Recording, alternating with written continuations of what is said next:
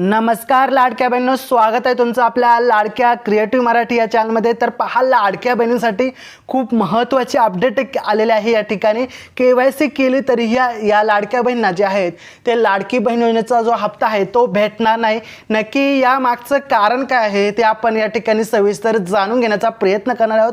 परंतु तत्पूर्वी जर लाडक्या बहिणी जर क्रिएटिव्ह मराठी या आपल्या लाडक्या यूट्यूब चॅनलवरती जर नवीन आला असाल तर नक्कीच चॅनलला सबस्क्राइब करून बाजूला बेल आयकॉन देखील ऑलवरती सेट करून घ्या, कारण आपल्या चॅनलवरती वेगवेगळ्या योजना असतील, जसे की शेतकरी योजना असतील, लाडकी बहीण योजनेशी रिलेटेड व्हिडिओ असतील, शैक्षणिक अपडेट असेल, संपूर्ण व्हिडिओ आपल्याला एकाच ठिकाणी पाहायला मिळतात। तर नक्कीच क्रिएटिव्ह मराठी या आपल्या लाडक्या यूट्यूब चॅनलला सबस्क्राइब करून ठेवा। व्हिडिओ आवडला तर लाईक करा आणि जास्त जास्त शेअर करा।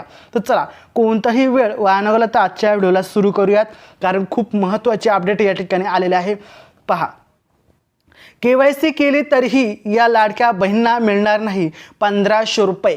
कारण काय आहे की या बहिणींना काय मिळणार नाही 1500 रुपये, याचं मागचं कारण काय आहे ते आपण या ठिकाणी सविस्तर जाणून घेत आहोत। लाडकी बहीण योजनेत महिलांना KYC करणे आता अनिवार्य ठेवलेलं आहे, परंतु जर पाहायला गेलं तर दरम्यान आता KYC ज्यांनी केली आहे म्हणजे त्यांना देखील या जे 1500 रुपये आहे लाडकी बहीण योजनेची ते आता भेटणार नाही। म्हणजे त्यांचा जो लाभ आहे तो थोडक्यात बंद होणार आहे। लाडकी बहीण योजनेसाठी ते अपात्र ठरणार आहे। आता या मागचं कारणच आपल्याला आता जाणून घ्यायचं आहे, त्यामुळे व्हिडिओ शेवटपर्यंत पहा। व्हिडिओ आवडत लाईक करा। याच्या व्यतिरिक्त तुमचे काय प्रश्न असतील तर नक्की विचारा, आम्ही त्या प्रश्नाचे उत्तर देण्यास सज्ज आहोत। तर चला पाहूयात। तर पहा, लाडक्या बहिणींनो, लाडकी बहीण योजनेबाबत आता महत्त्वाचे अपडेट या ठिकाणी आपल्याला भेटलेला आहे। KYC केली तरी महिलांचा जो लाभ आहे लाडकी बहीण योजनेचा तो बंद होणार आहे। म्हणजेच महिलांचे 1500 रुपये बंद होणार आहे।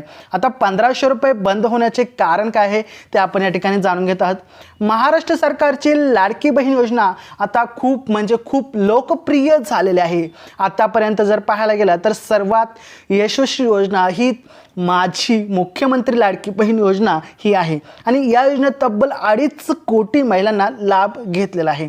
दरम्यान लाडकी बहीण योजनेसाठी काही नियम व अटी देखील ठेवलेले आहेत। जर तुम्ही या नियमात बसत असाल तरच तुम्हाला योजनेचा लाभ भेटणार आहे।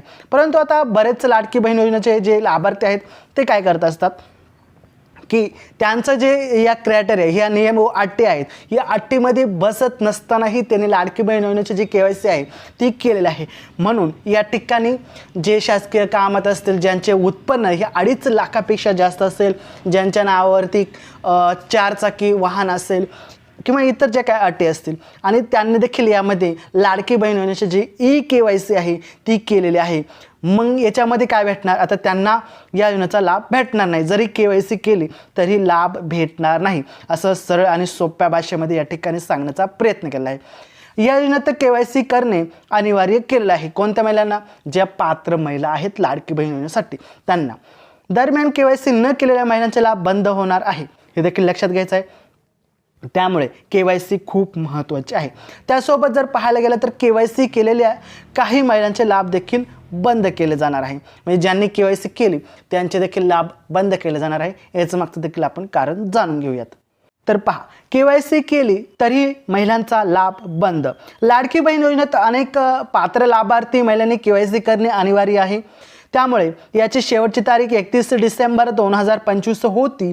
त्यानंतर आता कोणालाही KYC करता येणार नाही, हे लक्षात घ्यायचं आहे।